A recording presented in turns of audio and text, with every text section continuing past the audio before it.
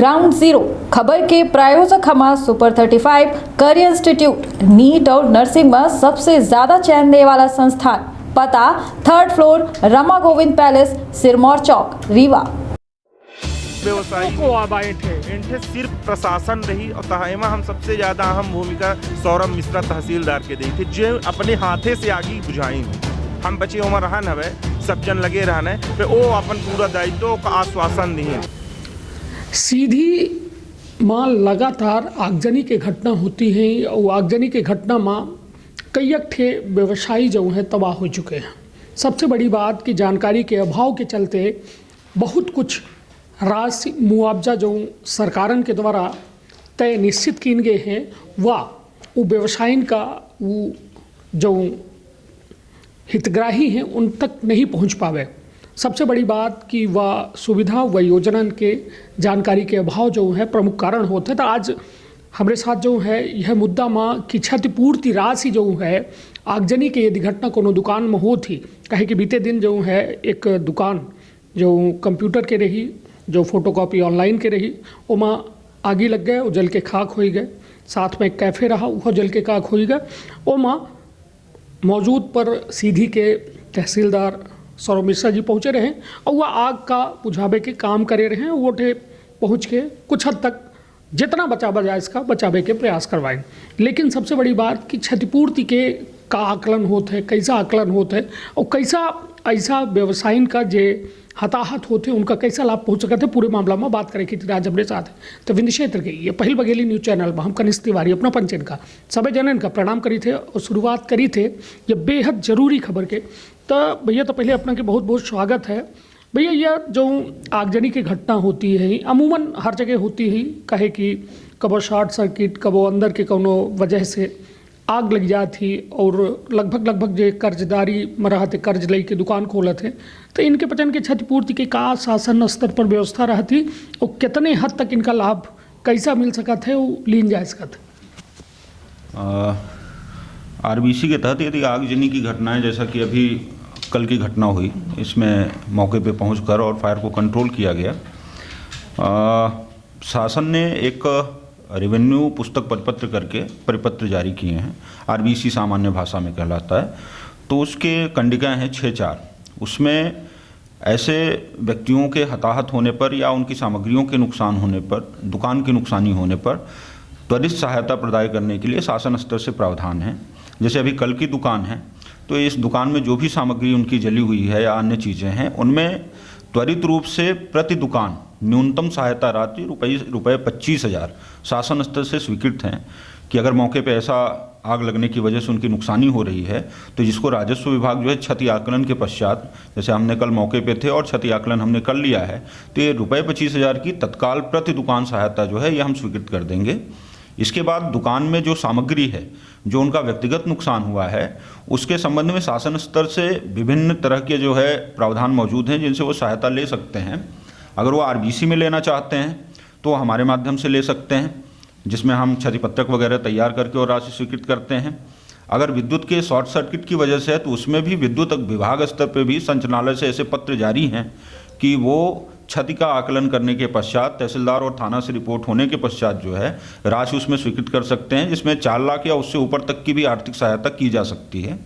इसी तरीके से गुमास्ता अधिनियम या संबंधित दुकान जो है वो पंजीबद्ध है तो गुमास्ता पंजीकरण के आधार पर संबंधित जो दुकानदार है वो नगर पालिका क्षेत्र या फिर उसका जो भी स्थानीय निकाय है उसमें आवेदन करके और उसमें भी सहायता राशि प्राप्त कर सकता है। जानकारी के अभाव में ऐसा हो पाता है कि नुकसानी का हम 100% जो है वो फ़ायदा नहीं पहुंचा पाते संबंधित व्यक्ति को, कभी कभी वो आवेदन नहीं करते हैं। अब जैसे ये मौजूदा घटनाएं, इनमें उनको कल हमने मौके पे ही सभी योजनाओं की जानकारी दे दी है और भरसक प्रयास रहेगा। न्यूनतम हमने वहाँ पे 75,000 की जो दुकानी नुकसानी है, जो दुकान ये बिल्डिंग जली है और ये सब हुआ है, ये नुकसानी का आकलन हमने मौके पे ही कर लिया और शासन की गाइड अनुसार जो है इसको हम भुगतान भी कर लेंगे 102 दिन में। और शेष चीज़ों के लिए जो कार्रवाई है उनको सूचित किया जा चुका है कि आप इन मंचों पे आवेदन कर सकते हैं। सबसे बड़ी बात ये है कि शासन स्तर से जो भी निर्देश इस संबंध में जारी हैं, लगभग अलग अलग विभाग जो है उनके पास अलग अलग योजनाएं हैं जिससे वो ऐसे हताहतों को, ऐसे जिनकी नुकसानियां हुई हैं उनको मदद पहुंचा सकते हैं। उसमें नेविगेशन की भी सुविधा उपलब्ध है संबंधित नागरिकों के लिए। उनको अगर ऐसा लगता है कि फलाना विभाग या कोई अन्य विभाग से हमें ज़्यादा आर्थिक सहायता मिल सकती है, तो चूँकि शासन में आप किसी एक ही विभाग से सहायता ले पाएंगे, तो ऐसे में जैसे अगर आरबीसी में हम मात्र 75,000 का उनको भुगतान कर पा रहे हैं अधिकतम, और विद्युत विभाग में जैसे नुकसानी पे जो उनके सर्कुलर्स हैं उसमें 4 लाख तक के प्रावधान हैं, तो वो नेविगेट करके 4 लाख की भी सुविधा ले सकते हैं। तो ये सभी चीज़ें उपलब्ध हैं। थोड़ा जानकारी का अभाव है, हम लोग कोशिश भी कर रहे हैं कि लोगों तक पहुँचें और उनके इन जानकारियों को जो है हम साझा कर सकें। हमारे कैंप्स होते हैं, उसमें हम भीड़ों को इकट्ठा करते हैं, उनको बताते हैं आम जनता को कि ये योजनाएं हैं, संचालित हैं। सभी योजनाएं सभी विभाग के पोर्टल पे उपलब्ध हैं। आम जन जो पढ़े लिखे हैं, जो थोड़े जागरूक हैं, आप लोगों के माध्यम से पोर्टल पर से उनकी प्रतिलिपियाँ लेकर के और आम जन को जागरूक किया जा सकता है। शासन की योजनाएँ हैं, हम बहुत सारा नुकसान तो 100% उसकी उनको भरपाई नहीं कर सकते हैं, कोई किसी का जीवन चला जाए वो नहीं कर सकते, पर हम उनको अधिकतम सहायता पहुंचा सकते हैं। निश्चित तौर पर अपना के द्वारा एक बात कही गई कि गुमास्ता पर यदि कौनो अपना दुकान खोली थे तो ओकर एक चीज़ जरूर सुनिश्चित कैली कि ओकर गुमास्ता जरूर बनवाई। कहे कि गुमास्ता बने से अपना अन्य लाभ जो है, जो सरकारी योजना है ओमा अधिकतम लाभ पावे के पात्र हो सकी थे। ये गुमास्ता वाला जो अभी अपना बतायन, तो एकर का कैसा, एकर कौन फोरम में उपयोग हो सकत है, का कैसा होता है? ये गुमास्ता के बाद आपको दुकान का एक पंजीकरण नंबर मिल जाता है। उसके आधार पर आपको बीमा के लाभ सहज उपलब्ध होते हैं। शासन ने जो विभिन्न प्रकार की नगरीय क्षेत्रों में या ग्रामीण क्षेत्रों में योजनाएं संचालित की हैं, जैसे पथ विक्रेता है, अन्य तरह की स्कीम्स हैं, इन सभी योजनाओं में बैंक स्तर पर जो है बीमा के प्रावधान होते हैं।